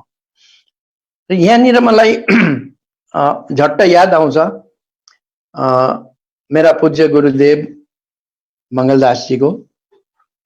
म उहाँको जीवनकालमा भेट्न आइबस्थे यही मङ्गलधाममै। त्यति बेला त मङ्गलधाम त थिएन, यो बालिका आश्रम थियो यहाँनिर, बालबालिकाहरू त भेट्न आइबस्थे यो भगवान छैन भन्ने कुरामा है। अनि एकचोटि त्यस्तो संजोग पर्यो, म झट्टै गुरुजी कमरामा पस्दाखेरि गुरुजी बस्नु भएको थियो अगाडि पलैटी मारेर, अनि म जानुभन्दा अगाडि नै 2-3 जना अगाडि बसिसकेका थिए। सुन्दर साथ होलान् या कोही बाहिर मान्छेहरू पनि होलान्। गुरुजीलाई भेट्न सुन्दर साथहरू मात्र होइन, बाहिरका मान्छेहरू पनि धेरै जान्थे सधैँ। र त्यहाँ केही एउटा प्रसङ्ग चलिरहेको थियो होला, त मैले अब त्यो डिस्टर्ब हुन्छ भनेर म बिस्तारो गएर टाढैबाट गुरुलाई प्रणाम गरेर म पनि छेउमा बसेँ। अन्त त्यहाँ के चल्दै थियो अब त्यो प्रसङ्ग, अब कान थापेर बुझ्ने कोसिस गर्न थालेँ मैले। अनि गुरुजीले भन्नुभयो त्यो अगाडि बस्ने एउटा मान्छेलाई, कालो टोपी लगाएको, नेपाली टोपी लगाएको मान्छे थियो, मलाई खुब याद आउँछ। अच्छा फेरि भन त कसो अरे, भगवान छैन अरे भन्नुभयो गुरुजीले। अन्त मैले बुझेँ त्यो व्यक्तिले चाहिँ गुरुजीलाई भगवान छैन, म विश्वास गर्दिनँ यस्तो केही भनेको थियो होला। फेरि भन भगवान छैन अरे भन्नुभयो। अन्त हजुर गुरुजी मलाई त त्यो पटक्कै विश्वास लाग्दैन, भगवान छ जस्तो लाग्दैन, छैन भगवान छैन। फेरि एकचोटि भन्नुभयो। त्यो मान्छे अलिक अन्कनियो र पनि उसले भने भगवान छैन भन्यो। गुरुजीले हाँस्नुभयो। फेरि एकचोटि भन्नुभयो। मैले बुझिसकेको थिएँ गुरुजीले जब त्यस्तो कुराहरू निकाल्नुहुन्थ्यो जरुर पनि कुनै पञ्च लाइन एउटा आउनेवाला छ। अब जरुर पनि एउटा केही न केही अब त्यो भलिबलमा क्या त्यो लिफ्टिङ गरेर त्यो झापा आउँछ नि त्यस्तो केही आउँछ अब भनेर मैले बुझिसकेको थिएँ। त्यो मान्छेले फेरि भन्यो अप्ठ्यारो मान्दै भगवान छैन भन्यो त्यो मान्छेले। अन्त गुरुजीले काउन्टर क्वेसन गर्नुभयो, लु भाइ भन त के छैन भन्नुभयो। अब त्यो प्रश्न अलिकति मोड्यो। त्यो मान्छेले भगवान भन्नुभयो। अन्त रहेछ त भन्नुभयो। त्यो मान्छे अलमल्यो। अन्त मैले बुझिनँ भने होइन तिमीले भगवान भनेर त भन्यौ नि त भगवान भन्ने छ र त छैन भयो। भगवानै छैन त्यसको अस्तित्वै छैन भनेदेखि त तिमीले त्यो भगवान भन्ने नाम कसरी जान्यौ त? तिमीले नाम जानेको छौ त्यसको मतलब त्यसको अस्तित्व छ तर तिम्रो लागि छैन। अब त्यो त आफ्नो आफ्नो इच्छा हो नि, कसैले छ भन्छ कसैले छैन भन्छ। तर भगवान भन्ने चिज त रहेछ नि त, तिमीले नै भन्दैछौ के छैन भन्दा भगवान छैन भन्यौ। त्यो मान्छेले अब कति बुझ्यो कति बुझिन, म त अलिक बाटै थिएँ, मैले अलिक बुझेँ। अनि गुरुजीले सायद त्यो गम पाउनु भयो होला यसले बुझेन क्या हो भनेर तिमी टोपी खोला भन्नुभयो। म हेरिरहेको छु। अन्त त्यो मान्छेले त्यो कालो टोपी खोलेर दिनुभयो। अन्त गुरुले त्यो टोपी लिएर पछाडिपट्टि यसरी लुकाउनु भयो, त्यो टोपी लुकाउने खेलेको जस्तो। अन्त लुकाउनु भयो होइन। अन्त सोध्नु भयो, ल टोपी छ भन्यो। त्यो मान्छे छैन भन्यो। हो त्यस्तै हो, टोपी छैन होइन टोपी त छ, तिमीले देख्दैनौ छेलिएको छ। खासमा टोपी छैन होइन, किनभने टोपी भन्ने चिजको अस्तित्व चाहिँ छ तर तिमीले चाहिँ देख्दैनौ। त्यसो गर्दा तिमीले टोपी नै छैन भन्छौ। जसले टोपी देखिरहेछ उसले बुझिरहेछ टोपी छ। त यसरी सरल ढङ्गमा उहाँले यही कुरा हो भन्नुपर्ने चाहिँ, परमधाम छैन भगवान छैन भन्नेलाई बुझाउने एउटा अप्रोच। अनि त्यो दिन मैले सोचेँ ओहो यसरी सरल सहज ढङ्गमा पनि जटिल कुराहरू बताउन सकिने रहेछ हौ भनेर मलाई त्यो दिन त्यस कुराको बोध पनि भएको थियो। अनि हामीले के भन्नु खोज्दैछौँ भनेदेखि चाहिँ अब यो संसारमा जुन कुरोको हामी तर्क वितर्क गर्दैछौँ, जुन कुरोको हामी चर्चा गर्दैछौँ, सत्य भन्यौँ, विज्ञानले निर्माणै गर्नु सक्दैन भन्यौँ, अनि संसारमा हामीले हिजो जाँच्यौँ पनि रियल सत्य रियल ट्रुथ त छैन नै रहेछ। हामीले भनेको सत्य पनि कोही भर्चुअल सत्य छ, कोही अर्ध सत्य मात्रै छ, अनि स्थिर छैन सत्य पनि। त्यो काल स्थिर नभएको जस्तो, टाइम स्थिर नभएको जस्तो सत्य त यहाँ छँदै छैन। त त्यो यो जग्गामा सत्य भन्ने चिजको यो मुलुकै होइन छैन भनेर हामी बुझ्यौँ। अनि त्यसकारण हामी सत्यप्रति आग्रही सधैँ हुन्छौँ। फेरि सत्य बोल्नु सधैँ भन्छौँ, नानीहरूलाई पनि सधैँ साँचो बोल भन्छौँ, स्कुलमा पनि साँचो बोल, गुरुले पनि साँचो बोल, झुट बोल्ने मान्छे खराब, साँचो बोल्ने मान्छे राम्रो भनेर साँचोकै खोजीमै हुन्छौँ। तर त्यो साँचो र त्यो सत्य चाहिँ छैन, यहाँनिर पाउँदैनौँ हामी। र पनि त्यसको पछि हामी लाग्छौँ, हामीलाई मनपर्छ, हाम्रो एउटा आग्रह छ सत्यप्रति। अनि संसार जड छ हामीले देखिरहेछौँ। त जड संसारमा हामी खोजी चाहिँ फेरि चेतनकै गर्छौँ, आत्माका कुराहरू गर्छौँ र चेतनका कुराहरू गर्छौँ, चेतनाका कुराहरू गर्छौँ, जुन चिज यहाँ छैन भन्छौँ। फेरि त्यो मतलब हामीले बाँचिरहेको संसारमा त्यो चिजको एक्जिस्टेन्स छैन भन्छौँ। अनि फेरि दुःखै दुःख देख्छौँ, चारैतिर दुःखै दुःख छ, मान्छेले भोगिरहेको छ चारैतिर दुःखै दुःख। सुख एकछिन आयो भने त्यो क्षणिक छ, हिजो कुनै के थियो राम्रो थियो आज फेरि गइछ भनेको जस्तो त्यो खालको सुखहरू मात्रै देख्छौँ। त्यो जुन आनन्द हुनुपर्छ त्यो आनन्द छैन। तर खोजी चाहिँ हाम्रो जहिले पनि जारी रहन्छ। त यो कहाँको स्मृति हो त यो हाम्रो? यहाँ नभएको चिजहरू हामीले खोजी गरिरहनु चाहिँ यो दिमागमा यो हाम्रो मनमा चाहिँ यो कहाँको स्मृति हो, यो कुरा हामीले हिजो अलिकति गर्यौं। त यो सब्जेक्ट जुन चाहिँ छ, यो सब्जेक्टलाई चाहिँ हामीले यो स्मृति कहाँको हो भन्नेपट्टि लगेर मुलुकपट्टि फर्काउन सक्यौं, परमधामपट्टि फर्काउन सक्यौं भन्दै चाहिँ यो किन कसरी भन्ने जमातलाई चाहिँ त्यहाँको स्मृति हो, त्यहाँबाट आएकोले गर्दाखेरि त्यो हाम्रो मनमा मानसपटलमा बसिरहेको छ, सबकन्सियस माइन्डमा बसिरहेको छ भनेर उनीहरूलाई अलिकति वैज्ञानिक हिसाबले बुझाउन सक्दाखेरि परमधाम मुलुक कन्फर्म हुन सक्ने थियो। जसरी हिजो हामीले एउटा त्यहाँ प्रतीकात्मक रूपमा एउटा बुहारीको एउटा हामीले प्रसङ्ग पनि उठायौं नि, हैन? यो कोइला हाल्ने स्थिर त होइन, यो बिजुलीको स्थिर हुनु पर्थ्यो। कसरी? त्यहाँ त बिजुली स्थिर छैन, तर उसको माइतमा थियो। यो मुङ्गरेल त होइन, लुगा कुट्ने त वासिङ मेसिन हुनु पर्थ्यो। कसरी? उसको माइतमा वासिङ मेसिन थियो। त यसरी त्यो एउटा रिलेट भएर त्यहाँ त छैन, तर मनमा चाहिँ एउटा इच्छा चाहिँ छ यस्तो भा भन्ने। त्यो कसरी आयो भन्दाखेरि जुन घरबाट ऊ आएको, जुन माइतबाट ऊ आएको, त्यहाँ यो सब चिज थियो नि त। त्यो स्मृति, त्यो स्मरण उसको मनमा छँदैछ। त त्यसले गर्दाखेरि चाहिँ यो चिजहरूको चाहिदाले नै, यो चिजहरूको आकांक्षाले नै बुझाउँछ कोही यस्तो मुलुकबाट हामी आएका हौं जहाँनिर यी चिजहरू थिए, सत्य थियो त्यहाँ, चेतन थियो त्यहाँ, आनन्द पनि थियो त्यहाँ। त सच्चिदानन्दको भूमिबाट हामी आएका हौं र त्यही चाहिँ परमधाम हो, त्यो चाहिँ हाम्रो घर हो, मुलुक हो। यसरी चाहिँ कन्फर्म गराउन सक्यौं भनेदेखि चाहिँ त्यसपछि डिटेलको कुरा, पहिला डिटेल होइन, पहिला त यो चिज क्या हो पहिला त्यसैलाई कन्फर्म गराउने हो।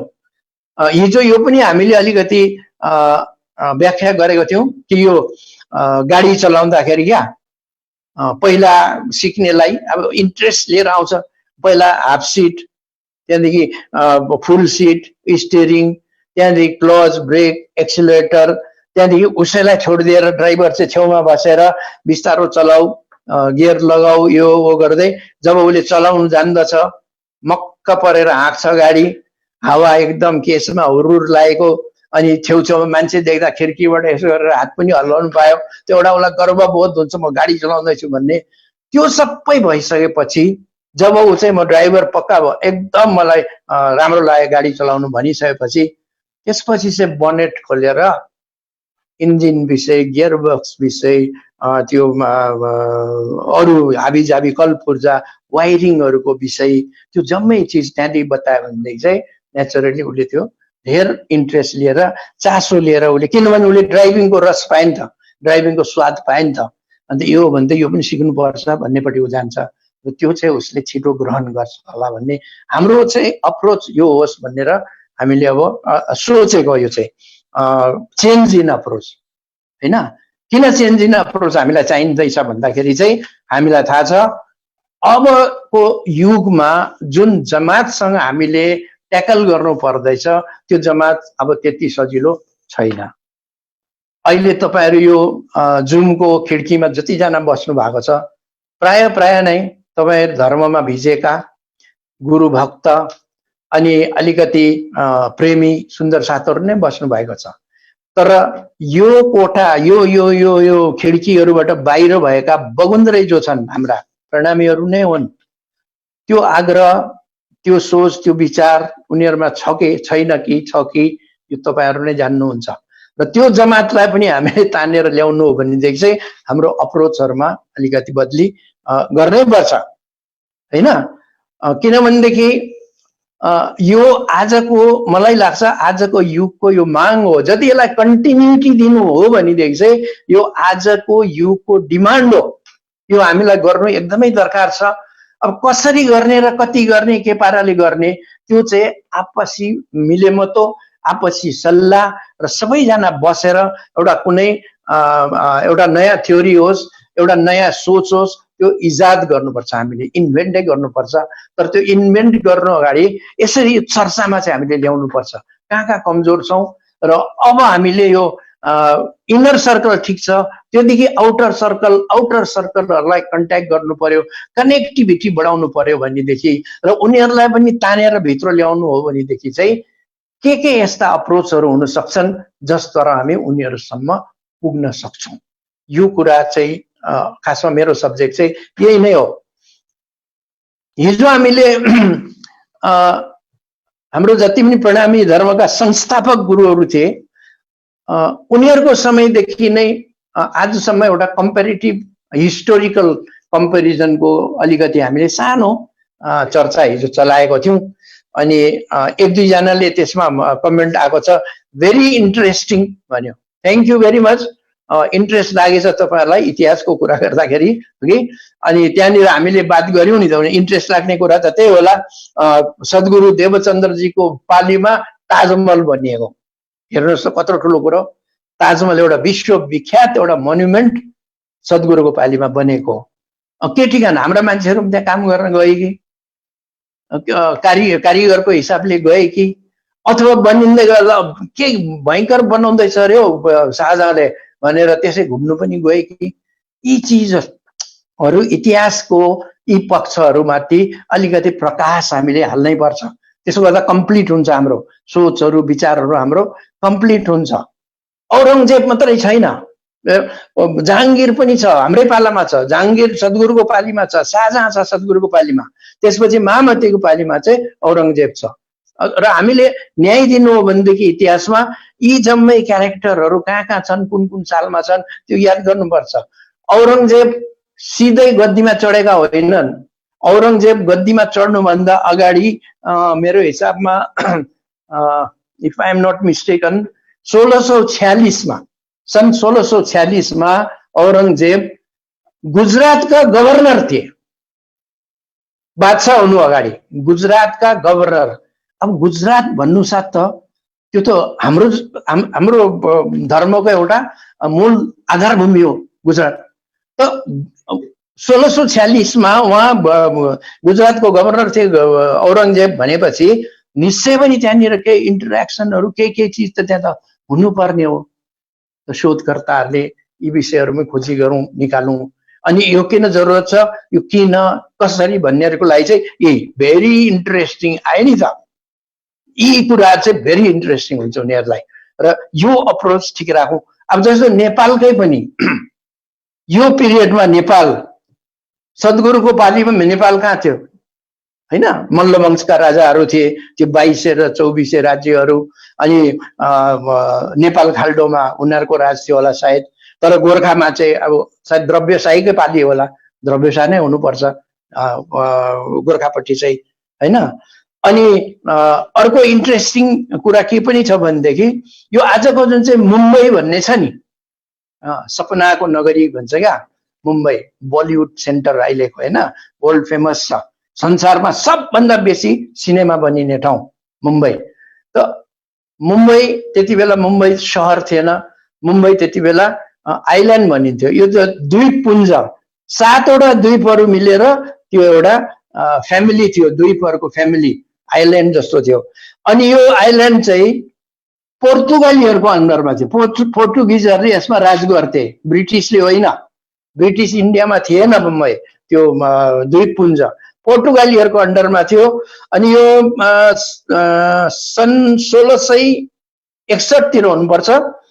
यो बेलायतका चार्ल्स सेकेन्ड राजाले पोर्तुगाली एउटा राजकुमारीलाई बिहा गर्यो, ब्रेगन्जा समथिङ, क्याथरिन ब्रेगन्जा भन्ने राजकुमारीलाई बिहा गर्यो चार्ल्स सेकेन्डले।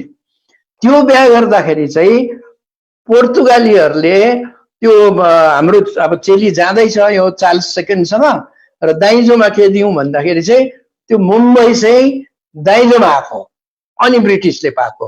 हेर्नुहोस् त कति इन्ट्रेस्टिङ कुराहरू छन्। अनि यो सबै भइरहेको बेला, यो बिहा भइरहेको बेला, चार्ल्स सेकेन्ड र क्याथरिनको बिहा भइरहेको बेलामा, अनि यो दाइजो लिएर क्याथरिन आइरहेको बेलामा महामती प्राणनाथ प्रचार क्षेत्रमै छन् त्यति बेला, त्यही एरियातिर छेउछाउतिर। अनि यो इन्ट्रेस्टिङ कुराहरू छन् नि त हैन। यो ऐतिहासिक तथ्यहरू किन कसरी भन्नेहरूको लागि फटफट उत्तरहरू हामीले यसरी बनाएर तयारी राख्न सक्यौँ भनेदेखि हामीलाई लाग्छ यो अलिकति हाम्रो कुरा ठिकसँग चल्छ। त्यो दाइजो पाइसकेपछि चाहिँ बेलायतीहरूले चाहिँ फेरि त्यसलाई इस्ट इन्डिया कम्पनीलाई लिजमा दिएको भन्छ, किरायमा दिएको। बम्बई त किरायमा चल्थ्यो, भाडा उठाउँथ्यो त्यति बेला, त्यसरी गएको हो। अब अलिक मलाई कोही बेला अलिकति अप्ठ्यारो पनि लाग्छ। आज बिहान पनि 2-4 ठाउँ मैले फोन पनि गरेर सोधेँ। मैले हेम घिमिरेजीलाई पनि अस्ति फोन गरेर सोधेँ, होइन हो यो अब गुरुजन बोल्नु हुँदैछ, 2 जना महाराज श्री बोल्नु हुँदैछ, गुरु मोहन प्रियाचार्यजी बोल्नु हुँदैछ, अनि ती उभिएर फेरि म पनि बोल्दैछु हैन। त मेरो त सब्जेक्ट त अब बिल्कुल मिल्दैन, एकदमै त्यो अलगै छ, आउट अफ ट्र्याक छ। उहाँहरू शास्त्र सम्मत कुराहरू, वाणीका चौपाईहरू, अनि अलिकति भित्री गुह्य कुराहरू हैन, दर्शनका कुराहरू, त्यो धर्मका कुराहरू गर्नुहुन्छ। अनि म चाहिँ यहाँ आएर एकदम सांसारिक कुरा भनौँ न, अब यो त हैन व्यवहारिक र सांसारिक कुराहरू मात्रै बोल्दैछु म। त टोटल्ली आउट अफ ट्र्याक सुन्दैन मलाई। यी 2 जना गुरुजनको छेउमा म आएर यसरी यो सब्जेक्ट बोल्दा आउट अफ ट्र्याक देख्दैन, आउट अफ ट्र्याक सुनिँदैन भन्दाखेरि उहाँले भन्नुभयो होइन ठिकै सुनिँदैछ, यो कुरा सुन्ने र यो कुरा मन पराउनेहरू पनि छन्, तपाईँ बेधडक बोल्नुहोस् भनिसकेपछि मलाई एक किसिम ढुक्कै चाहिँ लाग्यो। र पनि अब तपाईँलाई पनि लाग्छ होला यो कुराहरू किन गरेको, यो कुराहरू चाहिँ यो कहाँबाट आयो, यो कहाँ मूल मिलाव परम धाम होइन, त्रिधा लीलाहरू सुन्ने बेलामा अब यो कहाँ चार्ल्स सेकेन्डले क्याथरिनलाई बिहा गर्यो, औरङ्गजेब चाहिँ 1646 मा गभर्नर भयो, अनि नेपालमा चाहिँ द्रव्य शाहको राज थियो। यो के मतलबै छैन भनेर पनि तपाईँहरू सोच्नुहुन्छ होला। किन फेरि क्वेसन त त्यही आयो, किन अब म त पगला त भएको होइन, म त सही दिमाग लिएर म बसेको छु, उभिएको छु। मैले के भन्न खोजेको हो भनेदेखि म क्लियर तपाईँहरूलाई भन्न चाहन्छु, मैले भन्न खोजेको चाहिँ के हो भनेदेखि अलौकिक र परलौकिक कुरा बताउनलाई र बुझाउनलाई, अलौकिक र परलौकिक कुरा बुझाउन र बताउनलाई पनि आधार चाहिँ लौकिक चाहिन्छ हामीलाई। किन हामी चाहिँ लोकमा छौँ नि त, यहाँ आधार लिएर मात्रै हामीले अलौकिक र परलौकिक कुराहरू बुझाउन सक्छौँ। कुरा विषय अलौकिक छ परलौकिक छ भनेर हामी भुइँ छोडेर माथि उडेर माथि कुरा मात्रै गरेर चाहिँ हुँदैन, उभिनु त भुइँमा छ। त यसै लोकमा उभिएर अनि लौकिक मान्छेहरूलाई, फेरि सुन्नेहरू लौकिक हुन् सबै, उहाँहरूलाई हामीले लौकिक आधारमै अलौकिक र परलौकिक कुराहरू बताउनु र बुझाउनु सक्नुपर्छ। यो चाहिँ लौकिक आधारबाट चाहिँ सम्भव छ, व्यवहारको कुराबाट सम्भव छ। यो चाहिँ मेरो हेराइ हो र तपाईँहरूले यसमा अलिकति चिन्तन गर्नुहोस्। यी कुरामा दम गति छ, यो कुरामा होइन, चिन्तन गर्नुहोस्। किनभने हामीसित अब जुन नयाँ जेनेरेसन जुन आउँदैछ उनीहरूको त बातमा किन कसरी होइन होला भन्ने त उनीहरूको बातमा हुन्छ। त जो धर्ममा भिजेका छौँ, धर्म प्राण सुन्दर साथ भन्छौँ नि, उनीहरू जो गुरुसँग एकदम एट्याच छन्, एकदम आत्मीयता छ एउटा गुरुसँग, उनीहरूले त जे सुने पनि उनीहरूलाई राम्रो लाग्छ। किनभने रस भिजेको छ उनीहरूलाई, त एकदम राम्रो लाग्छ। त उनीहरूलाई किम्वदन्ती सुनाए पनि ठिकै छ, दन्त्य कथा सुनाए पनि ठिकै छ, परिकथा सुनाए पनि ठिकै छ, रूपक सुनाए पनि ठिकै छ, प्रतीकात्मक जे सुनाए पनि ठिकै छ। किनभने तादात्म्य छ एउटा गुरुसँग र त्यो सबै कुरा उनीहरूले ग्रहण गरिहाल्छन्। तर जो चाहिँ त्यो फ्रिन्जदेखि, त्यो बााउन्ड्रीदेखि बाहिर छन्, उनीहरूले बुझ्नु परेन यी कुराहरू, उनीहरूलाई पनि सम्झाउनु परेन यी कुराहरू। अनि ह्यान्डिङ ओभर टेकिङ ओभरको कुरा मैले त्यसै गरेको होइन नि। टेक ओभर गर्ने त त्यो पार्टी हो, त्यो टेक ओभर गर्नेहरूलाई चाहिँ हामीले कसरी ल्याएर चाहिँ बुझाएर उनीहरूलाई तसल्ली दिलाएर अनि एकदम उनीहरूको मनमा यो कुरा एकदम ठोस रूपमा गाडेर बताउन सकेनौँ भनेदेखि त अन्त हामीलाई पछि प्रब्लम हुन्छ। त्यही कारणले गर्दा यो जुन चाहिँ विरासत छ, यो यत्रो विराट गुरु ज्ञान छ, महामतीको ज्ञान छ, सद्गुरुको ज्ञान छ, तारतम छ, यो जम्मै चिज हामीले अर्को पार्टीलाई जब ह्यान्डओभर गर्नु इच्छा गर्छौँ, यो सानो लेनदेन होइन है, यो 1000-10,000 को ह्यान्डिङ ओभर टेकिङ ओभर होइन, यो त एउटा विराट संसार हामीले हातमा दिएर जानुपर्छ। त त्यस कारणले गर्दा त्यसको निम्ति प्रिपरेसन त्यही पाराको हुनुपर्छ।